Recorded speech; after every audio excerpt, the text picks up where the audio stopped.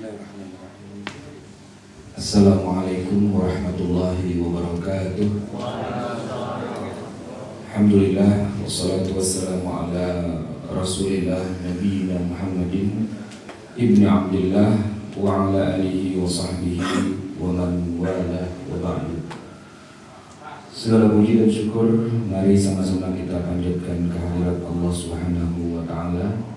Juga tidak lupa salawat dan salam mari kita haturkan pada baginda Nabi Muhammad SAW, pada keluarga beliau, sahabat-sahabat beliau, dan kita semua sebagai umat beliau. Semoga Allah Subhanahu wa taala berkenan menghimpunkan kita nanti di yaumul qiyamah bersama-sama dengan Rasulullah SAW, diberikan kepada kita syafaat al-uzma yang kemudian juga bersama-sama dengan Nabi kita masuk dalam barisan menuju ke dalam pintu surganya. Amin ya rabbal alamin. Ikhwati fillah rahimakumullah, kajian kita tentang zakat pada hari ini berlatar belakang begini. Sebentar lagi kita masuk bulan Ramadan, dan biasanya bulan Ramadan itu seringkali diidentikan dengan bulan zakat. Memang tidak salah sepenuhnya, tetapi yang sering terjadi salah kaprah, seolah-olah bayar zakat itu waktunya di bulan Ramadan saja. Nah, ini yang mau kita luruskan. Sebenarnya bayar zakat itu setiap saat, setiap waktu, sesuai dengan ketentuan dari fikih zakat itu sendiri, bahwa di bulan Ramadan ada bayar zakat itu sebenarnya bukan bulan Ramadannya, tapi selesai bulan Ramadan masuk hari raya Idul Fitr, kita memang diwajibkan membayar zakat. Tapi zakatnya bukan di bulan Ramadan, zakatnya itu di hari raya Idul Fitr. Makanya nama zakatnya pun zakatul fitr, bukan zakat fitrah, tapi zakatul fitr. Fitrah dengan fitr mirip, tapi dua hal yang berbeda. Fitrah itu kita sering artikan dengan kesucian, tapi kalau Idul Fitr itu bukan hari raya suci. Fitr itu dari kata fatoro. Fatoro itu salah satu bentukan katanya menjadi misalnya iftar. Istilah iftar jama'i itu artinya apa? Ya, berbuka puasa. Jadi aftara yuftiru itu lawan kata dari soma yasumu. Kalau soma yasumu itu puasa, tidak makan, tidak minum. Aftara yuftiru itu lawan katanya makan minum. Jadi hari raya Idul Fitr itu hari raya makan-makan, sebenarnya begitu. Jadi bukanlah hari raya kesucian. Kesucian itu fitrah, memang akar katanya sama, tapi pembentukan katanya itu dua hal yang berbeda.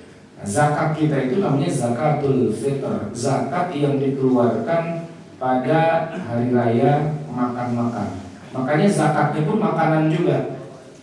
Nah, anehnya justru selama bulan Ramadan itu kita malah bayar zakat yang lain. Nah, padahal zakat yang lain itu dikeluarkannya bukan di bulan Ramadan.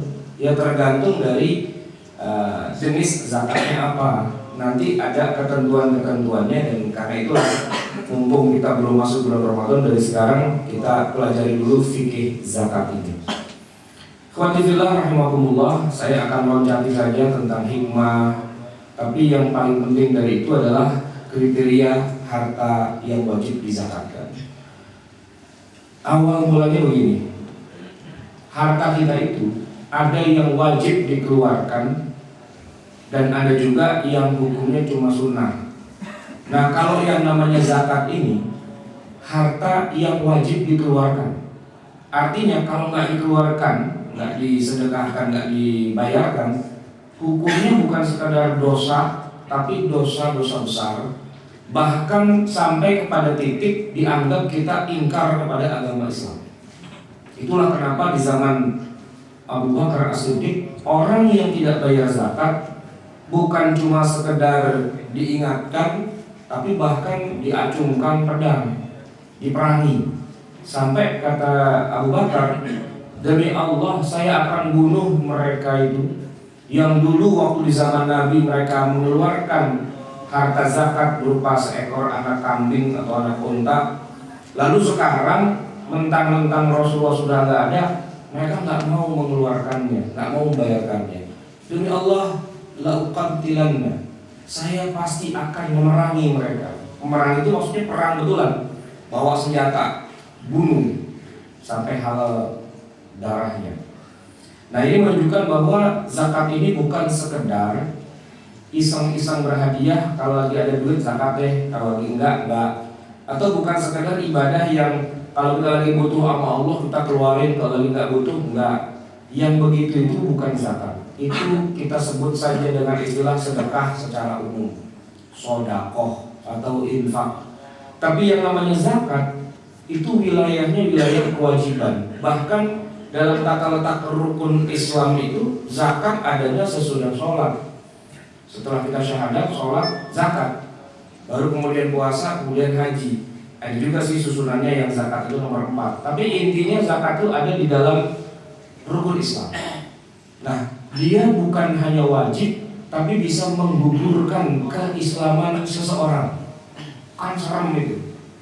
Nah, maka kalau kita memasukkan harta kita sebagai sesuatu yang sifatnya zakat, kita harus tahu persis ini sudah masuk kepada titik kewajiban untuk zakat atau belum.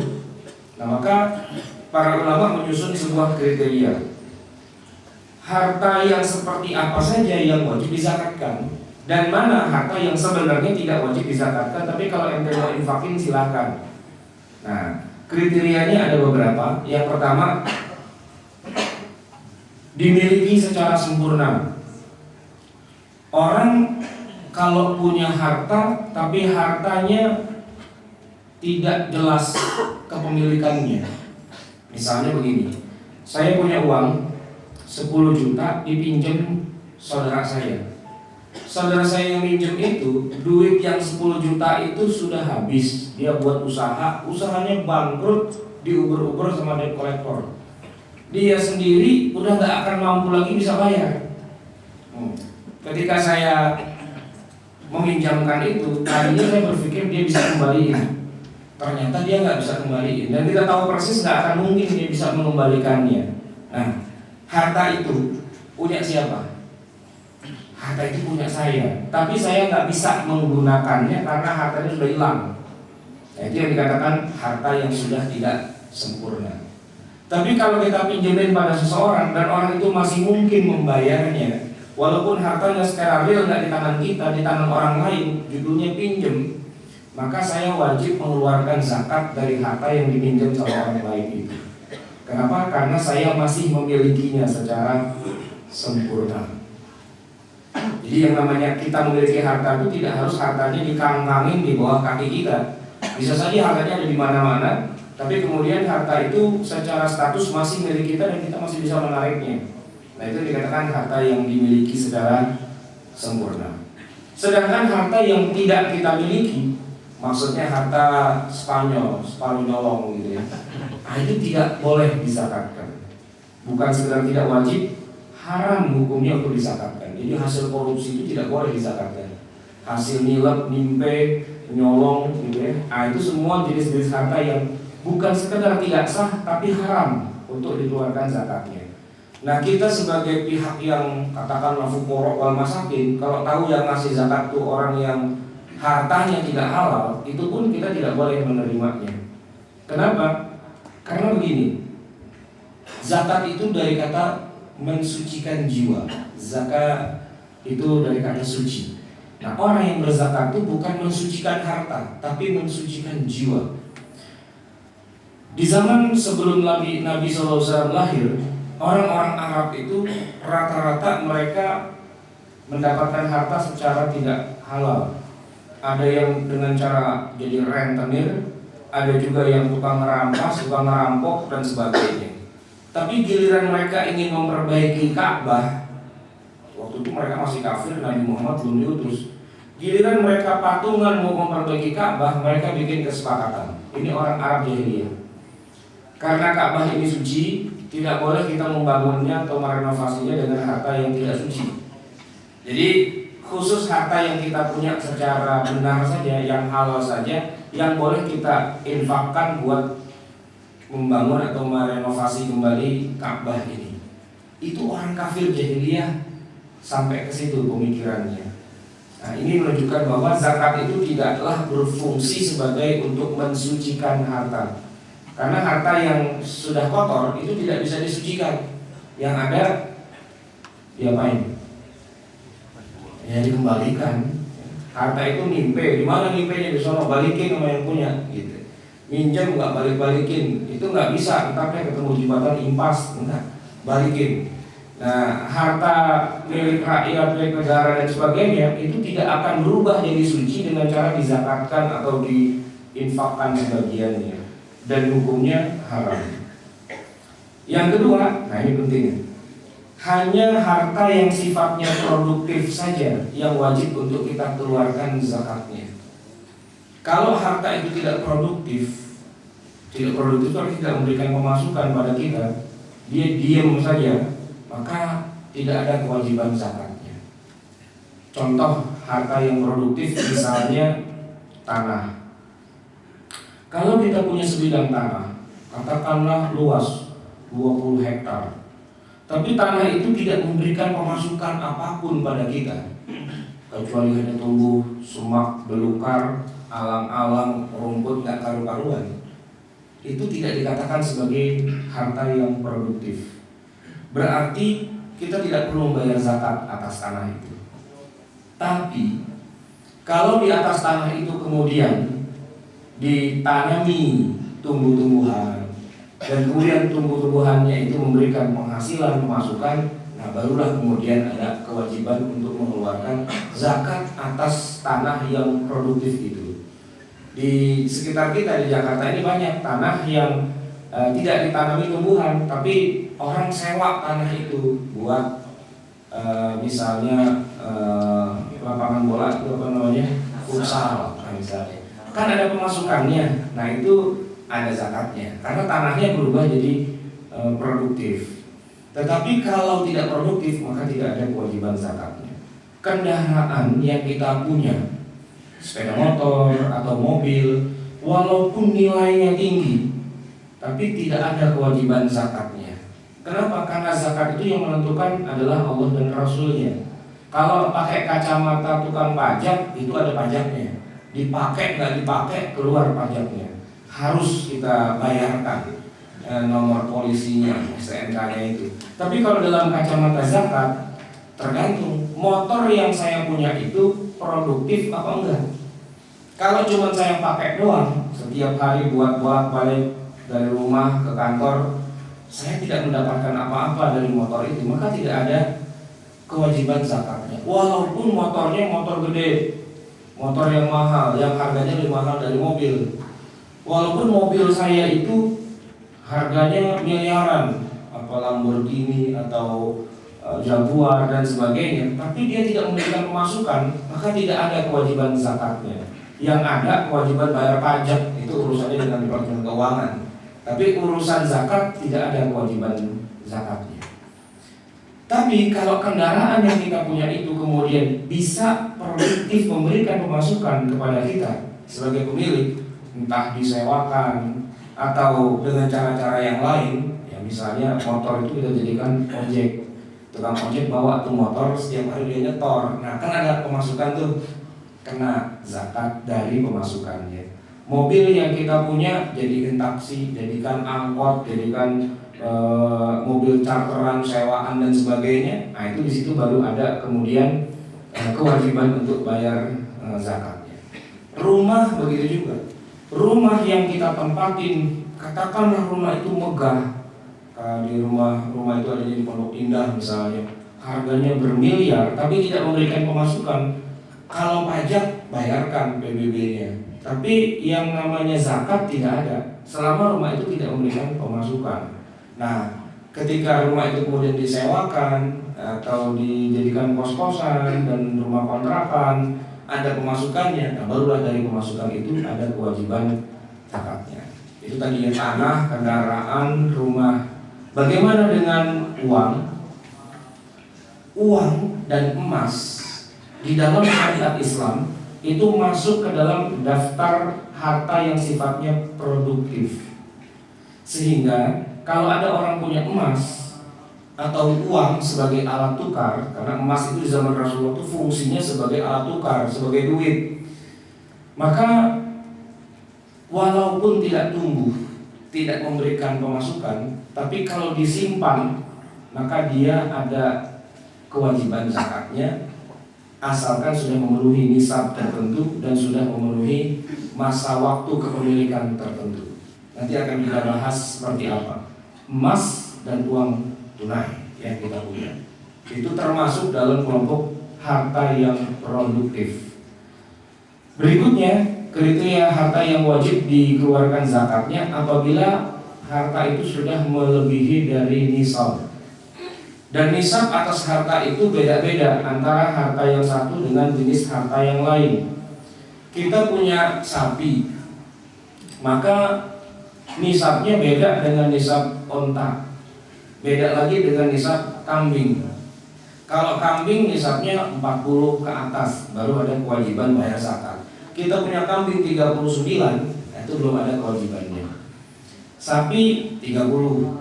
Nah, di luar dari itu nggak ada kewajiban bayar zakatnya. Unta 5 ekor, lebih dari 5 ekor wajib, di bawah 5 ekor tidak. Dan kalau kita hitung antara nisab satu harta dengan nisab harta yang lain, itu tidak setara, artinya tidak sama.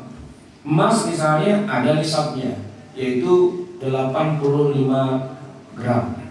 Kalau kita punya emas yang jumlahnya di bawah dari 85 gram, maka kita tidak wajib mengeluarkan zakatnya. Tapi kalau 85 gram ke atas, 100 gram, 200 gram dan sebagainya, nah itu melebihi nisab, bisa dia wajib dikeluarkan zakatnya asal syarat-syarat yang lainnya sudah terpenuhi. Nah, nisab uang tabungan yang kita punya dan kita simpan di bank atau di bawah bantal dan sebagainya, nah itu juga termasuk ada kewajiban zakatnya kalau sudah melebihi harga nisab. Nisabnya sama dengan nisab emas. Ibu-ibu mungkin tahu berapa harga emas hari ini? Harga emas yang 24 karat 100% itu 400 atau 450? 500 ya gampang misalnya gitu ya. Nah, 500 kali 85 gram itu berarti berapa? 42 setengah ya, 42 juta setengah.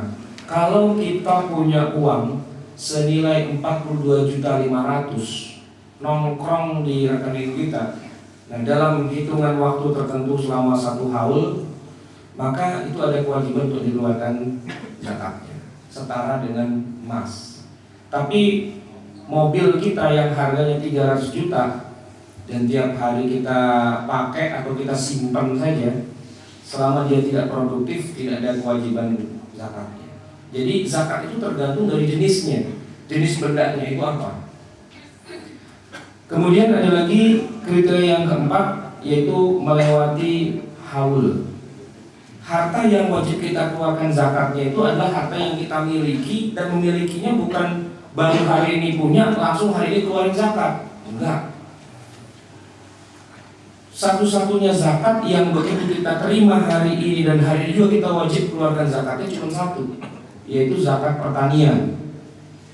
Sebagaimana firman Allah, wa atu haqqahu yauma hasadihi, dan tunaikanlah haknya ketika kamu memanen tanaman-tanaman itu. Kita nanam padi, gandum dan sebagainya, begitu kita panen, nah kita keluarkan zakatnya, zakat tanaman. Di luar zakat tanaman, maka kita baru diwajibkan bayar zakat kalau kita sudah memilikinya dan masa kepemilikan itu sudah mencapai waktu 1 tahun. Haul itu artinya tahun. Nah, maka tahunnya bukan tahun yang Masehi tapi yang Hijriyah. Maka penting untuk diketahui sejak kapan saya punya emas yang jumlahnya di atas 85 gram itu. Katakanlah misalnya hari ini saya punya emas 100 gram. Berarti kan melewati angka 85. Harus saya catat nih, hari ini bulan apa, tanggal berapa? Bulan apa nih sekarang? Bukan, bulan Rajab. Nah, yang dicatat bukan Juli-Julinya, tapi Rajabnya atau Sya'ban, Rajab lah. Kan semalam bulan purnama ya. Nah, tanggal 15 Rajab. Oke. Nah, setahun lagi tahun depan tanggal 15 Rajab juga, kalau emas saya itu belum berkurang dari 85 gram, artinya saya memiliki emas dalam jumlah melewati nisab dalam masa durasi waktu 1 haul. Nah, saat itu saya baru wajib mengeluarkan zakat atas emas yang saya punya sebesar 2,5% dari yang saya punya. Katakanlah pada saat sudah setahun kemudian emas saya nambah dari yang 100 menjadi 150 gram misalnya. Nah, yang saya keluarkan bukan 100-nya, tapi dari 150 gram itu kali 2,5% atau kali 1/40-nya dibagi 4 dibagi 10, 1/40 itu sama dengan 2,5%. Jadi bukan kalau kita hari ini terima emas 100 gram lantas kita keluarkan zakatnya, enggak. Itu keliru besar. Nah, banyak orang kemudian karena nggak ngerti fikih zakat, lu dapat warisan lu dari bapak lu, bayar zakat tuh, gitu. Enggak, zakatnya nanti. Nah, kalau udah setahun lagi duit udah habis, ya udah nggak usah bayar zakat. Nah, kalaupun harus keluarkan uang dengar, uang syukuran, uang kaget, uang apa dan sebagainya, nah itu lain lagi judulnya, bukan zakat. Begitu juga ada kadang-kadang kita suka dibohongin sama petugas haji. Pergi haji wajib bayar zakat. Loh, apa hubungannya pergi haji dengan zakat? Ya kan Anda berarti orang kaya wajib bayar zakat. Ya iya benar, tapi kan kekayaannya harus dihitung dulu. Saya memiliki harta ini sejak kapan? Nah, bukan pada waktu mau berangkat haji harus bayar zakatnya dulu. Nah, begitu juga orang dapat rezeki, dapat hadiah, dapat busuran, dapat apa lagi kompensasi dari dirumahkan misalnya gitu. Wah, keluarin zakatnya itu. Nah, itu bukan zakat. Kalau mau dikeluarkan sebutlah namanya apa yang lain. Yang jelas itu bukan zakat dan hukumnya tidak wajib. Nanti kalau kita nggak keluarkan, it's okay. Nah, satu-satunya zakat yang harus dikeluarkan begitu kita terima itu cuma zakat tanaman saja, sesuai dengan firman Allah, wa atu haqqahu yauma hasadihi, dan tunaikanlah haknya pada waktu kamu memanennya. Nah, nanti kalau ada zakat yang banyak perbedaan pendapat, misalnya zakat profesi, kenapa begitu kita terima gaji langsung kita keluarin? Itu logikanya menggunakan logika zakat tanaman, menggunakan kias. Nah, karena ini menggunakan kias, lebih menggunakan nalar logika, wajar kalau nanti di dalam itu banyak perbedaan pendapat. Sebagian ulama mengatakan tidak ada zakat profesi ini. Kenapa? Karena Nabi nggak pernah menjalankannya. Sebagian lagi mengatakan ada dengan berbagai macam dasar pemikiran kenapa harus diadakan pada hari ini dan seterusnya. Tapi intinya bahwa semua harta yang wajib kita zakatkan itu harus mendekam dulu di tempat kita minimal selama 1 tahun. Terus gimana kalau sudah dimiliki selama 1 tahun masih kita simpan juga? Apakah tahun depannya harus bayar lagi? Lah iya, bayar lagi. Pokoknya selama kita masih menyimpan harta melebihi nisab dan setiap tahunnya begitu terulang, ya tetap harus kita keluarkan. Kalau itu barang yang kita simpan, termasuk harta urudut tijarah. Ada zakat namanya zakat urudut tijarah. Bukan zakat perdagangan, tapi zakat barang yang mau didagangkan. Gitu. Barang yang mau didagangkan. Contohnya begini, saya seorang pengusaha, saya nyetok barang. Barang saya stok di gudang selama 1 tahun. Dan jumlahnya dinilai secara harga itu melebihi nilai 85 gram emas.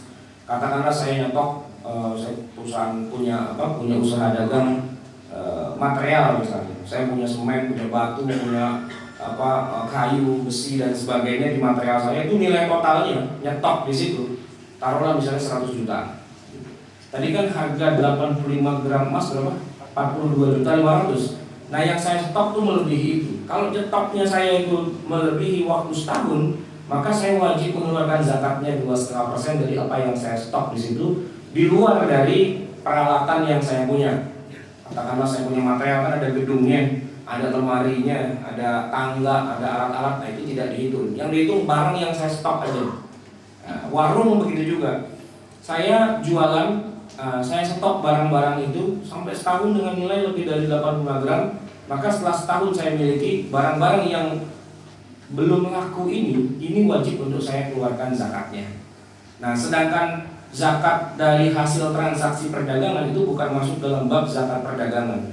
Itu masuk dalam zakat produktif, di mana kita punya barang kemudian kita bisa dapat keuntungan dengan memperjualbelikannya. Zakat urudut tijarah yang aslinya itu dikeluarkannya setelah dimiliki selama 1 tahun dengan nilai melebihi nisabnya emas. Yang kelima, ini penting. Zakat itu tidak dikeluarkan kecuali orang tersebut sudah bisa memenuhi hajat hidup yang paling dasarnya. Kewajiban dasar untuk memenuhi hajat hidupnya itu terpenuhi dulu. Sebab orang kalau belum bisa memenuhi hajat yang paling dasar dari kehidupannya, maka dia tidak dikatakan orang kaya.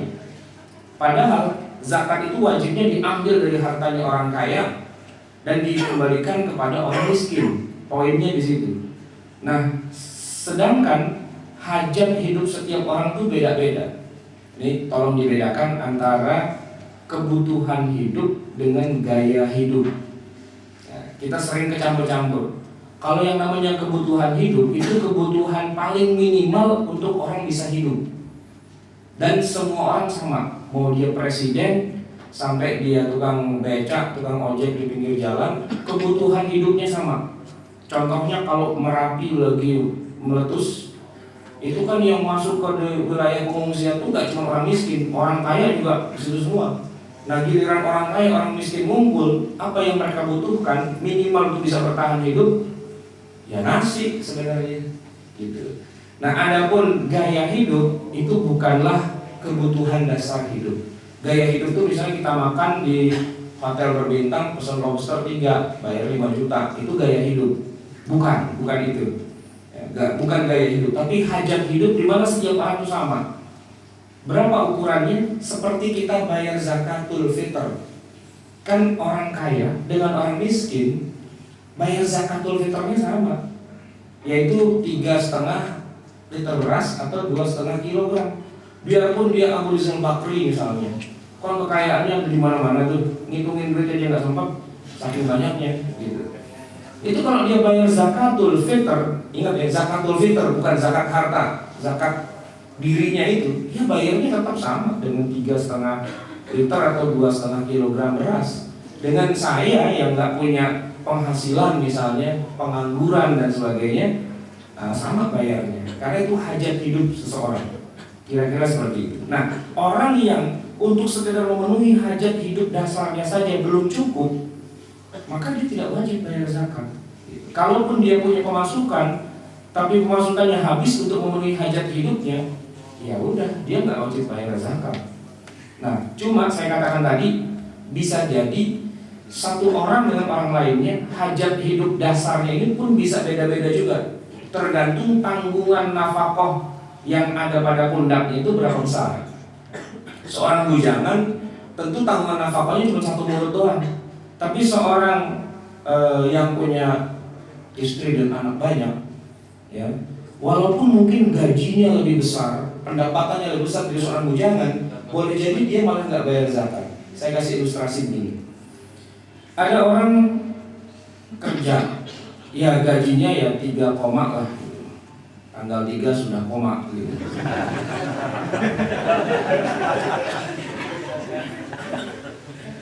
Dia punya istri, punya anak. Istrinya nggak tanggung-tanggung, 3.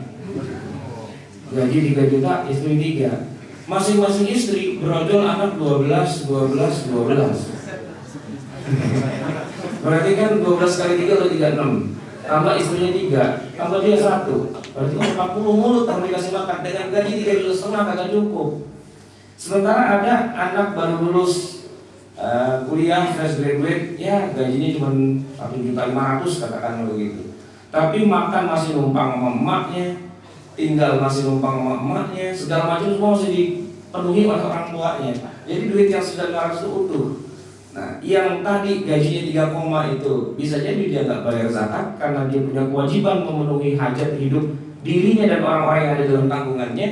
Sementara yang gajinya lebih rendah bisa jadi dia wajib untuk bayar zakat karena dia sudah melebihi dari harta yang dia punya, itu melebihi dari hajat hidup paling dasarnya dia. Nah, hajat hidup dasar ini harus dijadikan bahan pertimbangan. Kemudian yang terakhir, selamat dari hutang. Artinya orang yang punya hutang dia tidak wajib bayar zakat. Tapi jangan salah dulu, tidak semua jenis hutang. Sebab kalau semua jenis hutang, justru yang paling banyak hutangnya malah orang kaya. Semua konglomerat itu punya hutang. Dalam daftar majalah Forbes, orang-orang yang paling kaya itu semuanya malah punya hutang. Kalau kita bilang mereka nggak wajib bayar zakat, nah cara belajarnya yang keliru. Mungkin waktu ustadz lagi ngajarin dia lagi tidur kali, sehingga kagak nyambung. Yang dimaksud dengan selamat dari hutang tuh gini, orang untuk memenuhi hajat hidup yang paling dasarnya tadi, dia udah nggak mampu. Tapi kan yang namanya hidup harus jalan terus. Daripada dia nyolong, ngerampok dan sebagainya, ya udahlah, ngutang aja. Jadi sekedar untuk memenuhi hajat hidupnya pun dia harus ngutang. Suatu hari dia dapat rezeki. Nah, ada dua kemungkinan, ada dua pilihan. Utangnya dibayar dulu, apa dia bayar zakat? Ya jawabannya utangnya dibayar dulu. Kenapa? Karena ada sesuatu yang lebih penting dari sekedar bayar zakat, dan itu adalah memenuhi hajat hidup yang paling dasar. Nah, itu poinnya.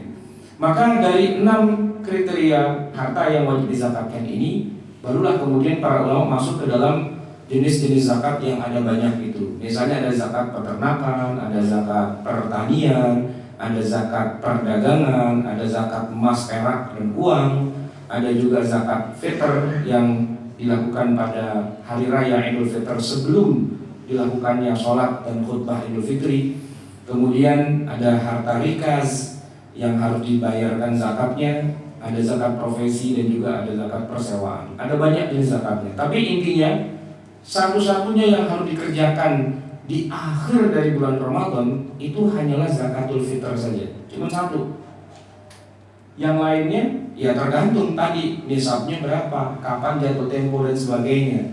Nah, kekeliruan yang sering terjadi di antara kita tuh yang namanya bayar zakat nggak ada hitung-hitungannya. Pokoknya Ramadan, wah banyak nih loket zakat, bayar zakat berapa? Dihitung-hitung sendiri, nggak ketahuan judulnya dari mana tuh hitung-hitungan, keluarin. Yang konyolnya lagi, petugas yang di loket itu juga nggak tahu-tahuan urusan bagaimana hitung zakat. Pokoknya begitu masuk, ya udah tak kasih tandakan, semoga harta Anda diterima, itu dapatnya dari mana, ngitungnya bagaimana, nggak jelas. Nah, itu yang seringkali menjadi rancu. Tapi ketika saya tanya, saya sampaikan kepada pimpinan-pimpinan dari lembaga zakat yang ada di Jakarta, itu banyak, ada ratusan. Jawaban mereka gini, Ustaz, kalau kita nggak gitu, nggak ada yang bayar zakat, Pak Ustaz, gitu. Jadi biarkanlah mereka bodoh, yang penting pundi-pundi kita gemuk, gitu. Baik itu zakat, lembaga amil zakat, nggak penting cara ngitung zakatnya dari mana, yang penting orang pada bayar. Dan kadang-kadang saya juga susah juga ngadepin orang yang nggak ngerti itu. Tiba-tiba suatu hari datang ke rumah saya ada seorang kaya bawa duit 10 juta, Pak Ustaz saya mau bayar zakat. Saya bilang emangnya saya fukara wal masakin dikasih harga zakat? Enggak, maksud Pak Ustaz tolong salurkan lagi. Oke gini, saya tanya, ini duit 10 juta hitung-hitungannya bagaimana? Wah susah dah Pak Ustaz kalau kayak gitu, yang penting saya mau keluarin 10 juta, titik. Saya bilang kalau ente bilang ini sedekah, ente bilang ini wakaf, oke. Tapi kalau ente bilang ini zakat, zakat itu ada aturannya. Nggak main 10 juta begitu aja. Jangan-jangan harusnya ente keluarin 100 juta, tapi yang dibilang cuma 10 juta. Wah, saya pusing dah kalau ngitung-ngitung gitu. Ya makanya belajar, saya bilang. Biar ketahuan itu emas ente berapa banyaknya. Itu harta-harta yang produktif yang harus dihitung. Wah pusing, Pak Ustaz kalau harus dihitung semua. Ente nggak usah pusing, karena sudah ada amil zakat. Itu tugasnya amil zakat. Bukakan pintu untuk mereka ke rumah antum, terus biar dia yang hitung. Maka dia boleh dapat 1/8 dari seluruh total penghasilan zakat. Itu yang dikatakan sebagai amil zakat. Boleh sebagai orang yang menerima sebagian dari harta zakat. Kan 8 asnaf. Dari 8 itu 1 itu amil. Nah tugasnya amil apa? Ngitung. ngitungin zakat. Ada orang kaya di daerah Bangka sini suatu hari setahun yang lalu, dia undang saya ke rumahnya suruh ceramah tentang zakat ini karena dia punya mobil Lamborghini 20 di basement rumahnya itu, bos Mitsubishi, orang Betawi. Dia bilang, Pak Ustadz kalau urusan bayar zakat gak usah suuzon dah sama saya Pak Ustadz. Dia bilang, kenapa? Pokoknya aneh udah bayarin semua. Bagus, saya bilang. Hitung-hitungannya, nah itu aneh gak pakai ngitung. Aneh, pokoknya udah bayarin, pokoknya lebih dah. Gitu. Ya saya bilang, enggak begitu, saya bilang. Yang wajib dihitung dulu, nanti selebihnya yang sunnah-sunnah silahkan. Karena zakat itu nanti bukan hanya hitungannya yang harus pasti, kemananya itu juga harus jelas. Karena hanya 8 orang itu yang boleh menerima. Zakat nggak boleh buat masjid, buat pondok pesantren, buat bangun jembatan, buat beli mushaf, buat AC-nya musola, kagak boleh. Itu hanya untuk 8 asnaf saja. Anak yatim saja nggak boleh terima harta zakat. Anak yatim, kecuali dalam keyatimannya dia adalah termasuk fuqara wal masakin. Nah itu kita nggak nyebutnya anak yatim, kita nyebutnya fuqara wal masakin, kan begitu. Janda-janda itu juga nggak boleh terima harta zakat, kecuali dalam konteks janda yang fakir miskin. Sebab janda yang kaya raya, kayak Jupe sama siapa lagi, kan janda juga, masa terima zakat? Saya janda terima zakat, ya enggak lah. Kalau fuqara wal masakin iya, enggak penting ente janda apa enggak penting yatim atau bukan. Fuqara wal masakin iya, maka kriteria harta zakat itu harus pasti. Nah, ketika saya ceramain begitu, dia bilang saya punya nggak terserah Ustaz mau nyebut apa. Nah udah, sebut aja di wakaf atau sedekah gitu ya. Iya dah. Nah, cuman besok-besok saya bilang dihitung yang benar. Gitu. Selama ini dia ternyata ngitungnya begini, dia sholat istikharah. Yang ngitung zakat pakai sholat istikharah. Saya bilang kok istiqorohin, emang ngapain? Saya nanya langsung Allah, ya Allah, zakat saya berapa sih? Gitu. Lalu itu kan, rupanya besoknya dia ngimpi, gitu. Dia dapat semacam kayak firasat atau wangsit atau apa gitu. Jawabannya 5 juta. Dia bingung, kok dikit banget ya Allah, 5 juta, gitu. 5 juta dolar lagi. Jadi kelemahan kita di sini semangat berzakat tinggi, tapi pemahaman secara teoritisnya kurang, sehingga kadang-kadang akhirnya zakat-zakat yang dikeluarkan itu kadang-kadang tidak tepat sasaran, tidak sesuai dengan ketentuan syariah. Nah sayang sekali kalau kemudian ternyata kita pikir kita udah bayar zakat, ternyata belum. Justru ada harta yang harus zakatin nggak kita keluarin kewajibannya, malah yang nggak wajib dikeluarkan zakatnya malah kita keluarin. Ibaratnya yang wajib nggak kita kerjain, yang sunnah kita kerjain. Itu kan sama aja orang pakai dasi nggak pakai celana kan gitu. Ya kan nyari jarum bukan kapak hilang, tapi rumah hilang gitu, serumah-rumahnya. Nah ini karena tidak mengerti ilmunya. Karena itu orang yang lebih mengerti itu lebih tinggi derajatnya daripada orang yang tidak mengerti. Yarfa'illahu alladziina aamanu minkum walladziina utul ilma darajat. Baik, sampai di sini mungkin ada pertanyaan terkait dengan zakat, silakan. Ya. Assalamualaikum. Yang saya tanyain itu mengenai kriteria zakat tadi yang ada melebihi nisab. Iya. Melebihi nisab itu kan pada zaman Rasul dulu kan belum ada mobil, Ustaz. Misalnya gini, zaman dan kata Ustaz tidak ada kriterianya itu setiap karakter dari masing-masing benda itu, masing-masing harta itu adalah dia punya tolok ukur sendiri yang kita nggak bisa diakumulasikan dengan uang gitu. Zaman sekarang misalnya ada orang yang punya harta-harta yang produktif, misalnya dia punya angkot 20 atau berapa gitu.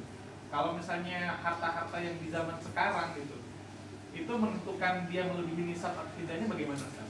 Seperti tadi saya contohkan, misalnya ada seorang saudagar mempunyai angkot kan produktif.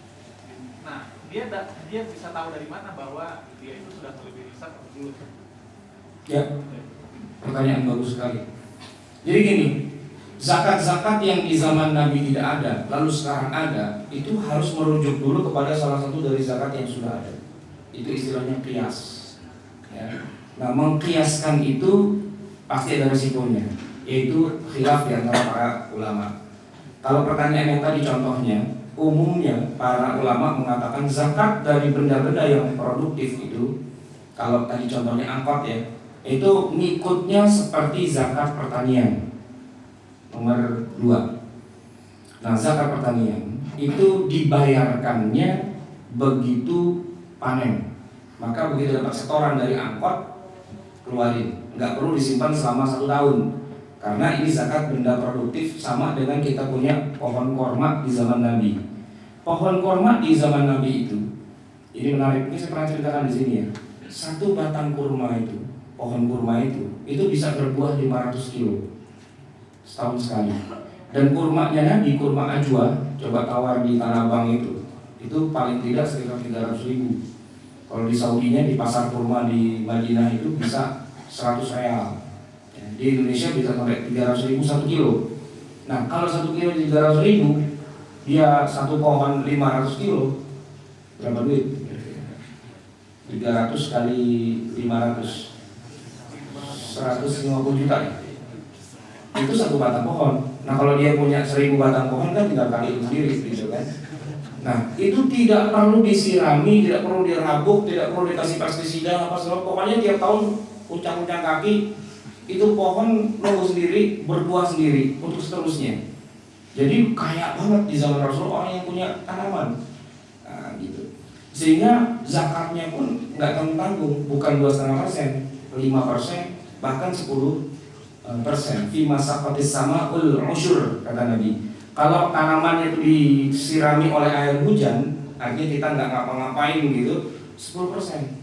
Nah, lucunya ketika di zaman sekarang orang menggunakan zakat, ada zakat profesi, ada zakat barang-barang produktif itu. Nah, itu merujuknya bukan yang 5%, 10%, tapi yang 2,5%. Saya katakan tadi, itulah di situ khilafnya. Zakat profesi gaji kita gitu juga. Nah, pertanyaan itu tadi kan nisabnya gimana? Nah, nisabnya itu ngikutin zakat tanaman. Zakat tanaman itu nisabnya 520 kg gabah kering. Gabah kering itu kan kita nggak pernah ketemu di Jakarta, nggak ketemu gabah, kita ketemu beras gitu ya. Anggaplah beras gitu misalnya. Berapa sih sekilonya? Goceng 520 kali 5.000. Berapa tuh? 5 kali 5, 25 juta. 2.500.000 ya, 2.500.000-an. Nah nisabnya segitu. Jadi kalau gaji kita di atas dari 2.500.000, atau tadi setoran angkot atau kontrakan rumah petak, kos-kosan dan sebagainya di atas 2.500.000, nah nisabnya begitu. Cuman yang jadi masalah, pertanyaannya lagi, dan itu menjadi khilaf juga, itu 2.500.000 pendapatan per bulan atau per tahun? Di masa Rasul kan korban itu kan setahun sekali, bukan sebulan sekali.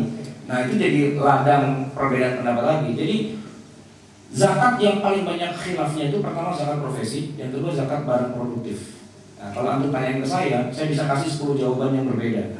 Gitu. Tentang nisabnya, tentang berapanya, tentang apanya dan sebagainya itu ada variabelnya. Kenapa hal seperti itu terjadi? Karena tidak ada contoh di zaman Nabi, tapi para ulama di zaman sekarang ingin menghidupkan itu semua.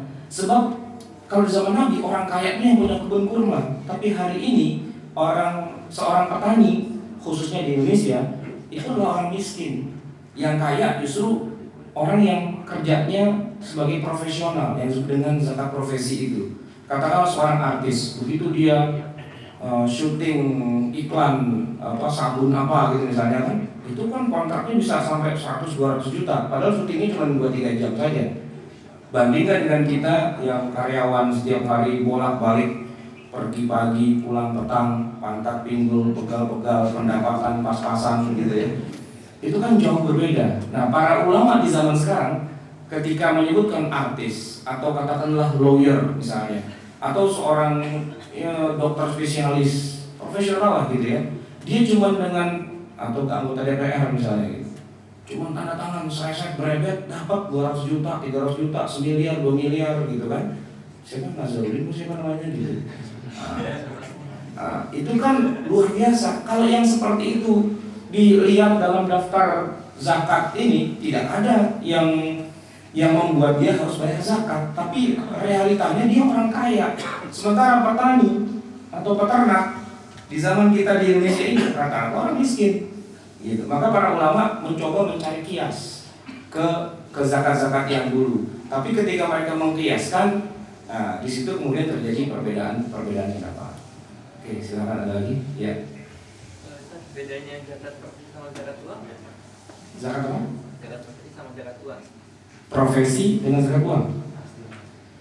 Zakat profesi umumnya ulama modern sekarang menyamakan dengan orang punya tanaman kurma tadi itu. Begitu panen langsung bayar. Kalau zakat uang itu sama dengan di zaman dulu orang punya emas. Emas itu harus dimiliki dulu selama 1 tahun melebihi nisab, dan kalau setelah setahun masih lebih dari nisab itu barulah wajib dikeluarkan. Beda kan? Ente gajian, begitu ente gajian wajib bayar zakat. Kenapa? Karena itu bukan zakat uang, itu dianggap ente seolah-olah seorang petani, begitu gajian itu dianggap lagi panen. Nah, begitu panen bayar tuh zakatnya. Kira-kira seperti itu logika para ulama zaman sekarang nih yang menggunakan logika zakat profesi sebagai sebuah zakat. Nah, sedangkan zakat uang kita punya tabungan di bank, kita simpan aja, dan itu nggak saling terkait. Artinya begini, begitu kita gajian kan uang kita simpan di bank. Waktu gajian kita keluarkan zakatnya. Setelah itu kita masuk simpan di bank. Ternyata di bank itu melebihi dari 85 gram emas nilainya, ya kena zakat lagi. Gitu. Karena dua jenis zakat yang berbeda. Petani begitu panen gabahnya dijual kan, dia saat itu sudah bayar zakat dari gabahnya itu. Nah sisanya kan dia keluarkan 5% atau 10%. Kan sisanya gabah itu kemudian dia simpan atau dia jual, kan jadi duitnya dia simpan di bank. Nah kalau sudah disimpan di bank selama 1 tahun ya dia kena lagi dari uang yang dia simpan itu, karena itu dua jenis zakat yang berbeda. Iya silakan. Mengenai tadi mau nanya, kalau zakat pertanian itu kita bayar dengan gabahnya atau dengan uangnya. Yang kedua, tadi kan katanya zakat profesi itu dikiaskan dengan pertanian, tapi kenapa yang dikeluarkan 2,5%? Padahal kan itu 5% atau 10%. Terus juga profesi itu zaman dulu juga ada profesi ya. Dari zaman Nabi ada pejabat negara juga kan. Baik. Yang pertama tadi apa pertanyaannya? Dikeluarkan gabah atau uang. Oke.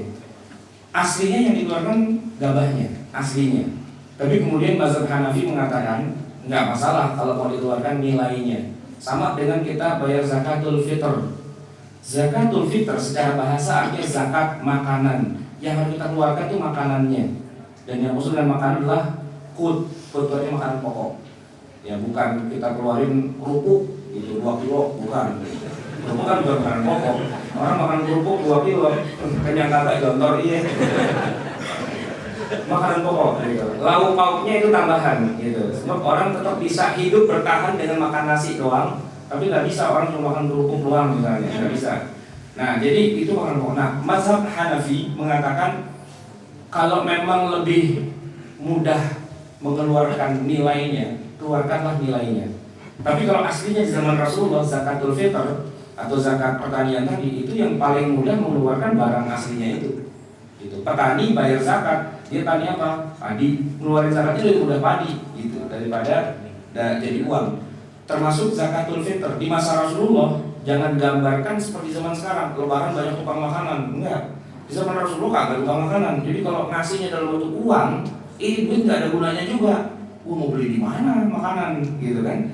Dia kasih dalam bentuk gandum, dalam bentuk roti, sehingga tinggal dimakan atau tinggal dimasak saja. Nah seperti itu. Nah tentang pertanyaan zakat profesi dikaitkan dengan zakat pertanian, justru itulah yang jadi sumber konflik. Saya katakan begini, zakat profesi terbagi menjadi 2. Ulama di dunia ini mengatakan bahwa zakat profesi itu tidak ada, karena itu ngarang. Tidak ada contohnya di zaman Rasulullah dan juga di zaman para sahabat. Bahkan 14 abad lamanya umat Islam itu tidak pernah ada zakat profesi. Nah, kelompok yang kedua mengatakan ada zakat profesi. Dasarnya yang tadi itu, kewajiban bayar zakat itu kan nggak penting dia profesinya apa, yang penting dia orang kaya. Nah, sekarang yang kaya itu lawyer, yang kaya itu dokter spesialis atau seorang pegawai pejabat dan sebagainya gitu. Itu kaya. Nah di zaman Rasulullah kebalik, tabib atau dokter di zaman Nabi ada, tapi dokter di zaman Nabi itu orang miskin, dia nggak punya uang banyak. Kalaupun ada ya sekedar cara kita tukang pijet lah gitu, nggak banyak duitnya gitu. Pejabat juga ada di masa Rasulullah, di masa Umar dan sebagainya, tapi nggak jadi orang kaya gitu. Artinya gaji seorang Umar itu nggak seberapa dibandingkan dengan gaji seorang katakanlah presiden di zaman sekarang, gubernur, bupati dan sebagainya. Jadi tidak, profesi itu ada, tapi pada zamannya itu bukan penghasilan yang besar, sehingga tidak ada kewajiban zakat di masa itu. Nah di masa sekarang keadaan sudah berbalik 180 derajat. Petani peternak justru orang miskin. Nah, karena di Indonesia rata-rata petani itu kan buruh tani, gitu kan.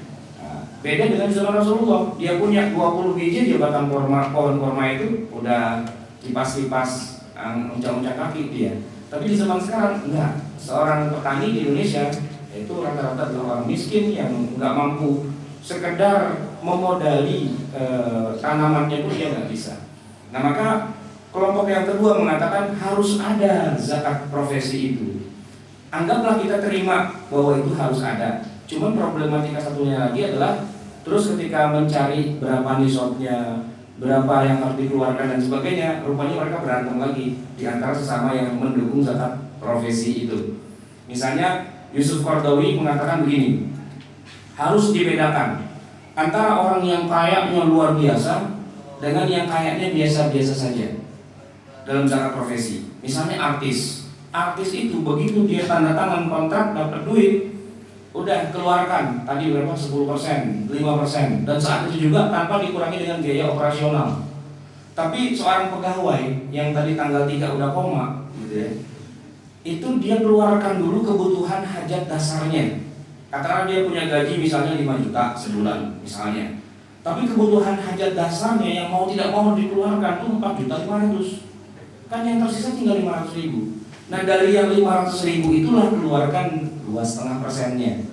Ini jalan kompromi yang dilakukan oleh Dr. Yusuf Qaradawi. Kalau kita baca kitab beliau Fiqhuz Zakah, itu risalah doktoralnya dia.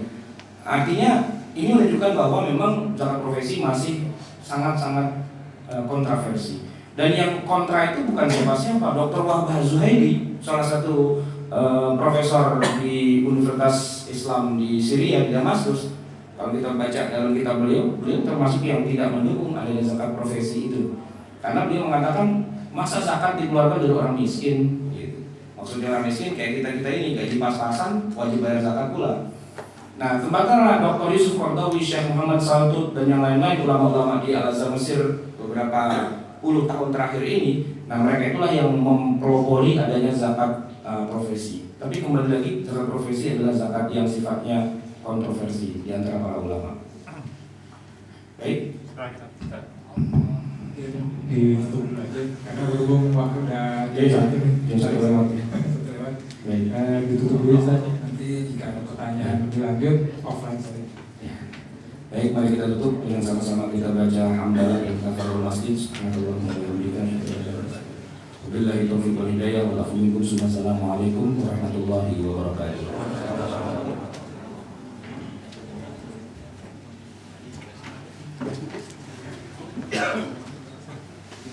Ya. Untuk yang barang yang produktif, misalnya kita punya tanah, selama ini kan nggak produktif, kan nggak wajib zakat. Tapi ternyata tanah itu kita bangun kos-kosan. Ya. Nah ini kan produktif. Nah yang dibagi zakat itu penghasilannya dari itu atau tanahnya atau dua-duanya? Kan sama dengan tanaman tadi ya. Kalau kita punya tanaman, yang kita zakatin itu hasil panennya doang. Apa harga seluruh tanaman dan tanahnya yang kita keluarin zakat? Hasilnya doang kan? Nah kira-kira begitu juga dengan Tanahnya tadi enggak ya? Enggak, asetnya itu tidak. Gitu.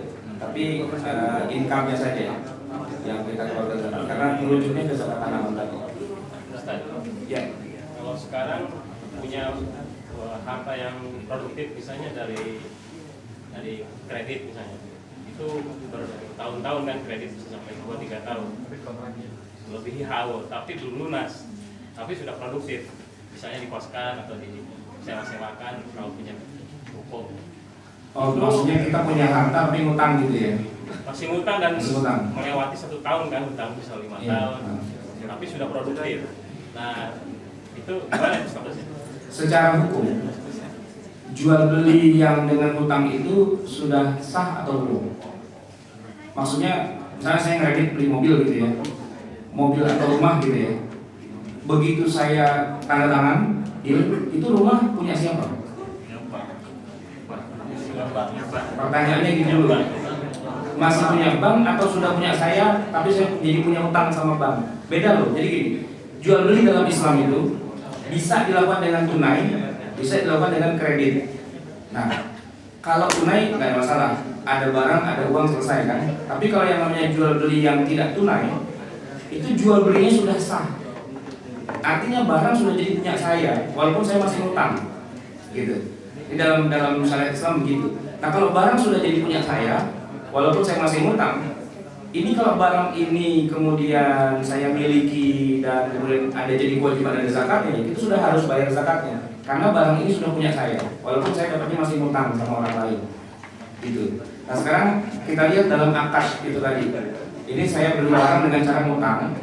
Pertanyaannya, barang itu sudah jadi punya saya secara resmi